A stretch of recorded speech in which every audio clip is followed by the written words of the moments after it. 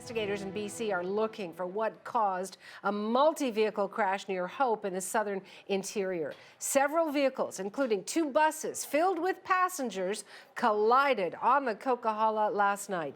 29 people were taken to hospital, some with serious injuries. Tashana Reed is working on the story. What's the latest, Tashana?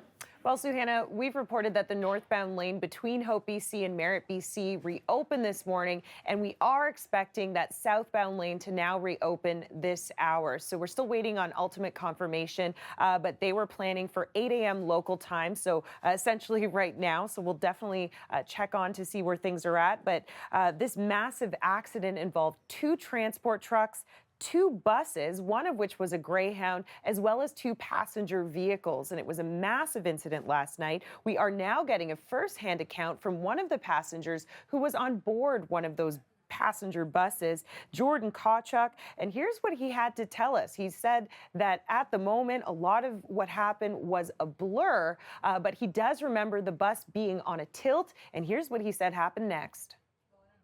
I believe the driver or somebody, but I believe it was the driver over the intercom, said brace yourself or get prepared or brace yourself, and there was this what felt like a forever silence, and then boom, we were hit hard by something, which I later found out was a semi truck, and I believe there was one more impact, brace yourself, after that.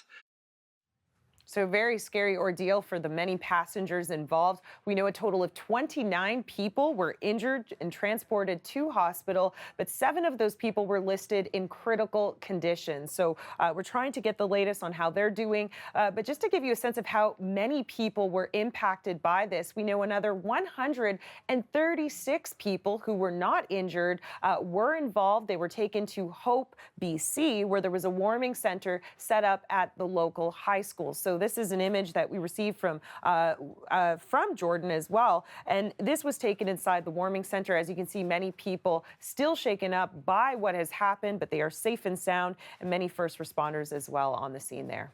And what was the response from those first responders, the emergency crews?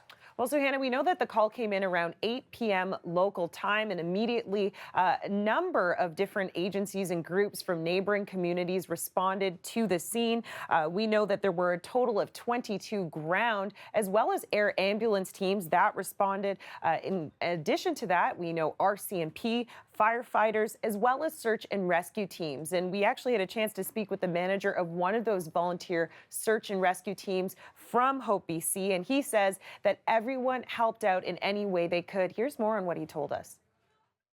They were looking after each other. Family were getting out of their cars, and some of the individuals were telling us basically where some of the individuals that were trapped or some that needed medical assistance.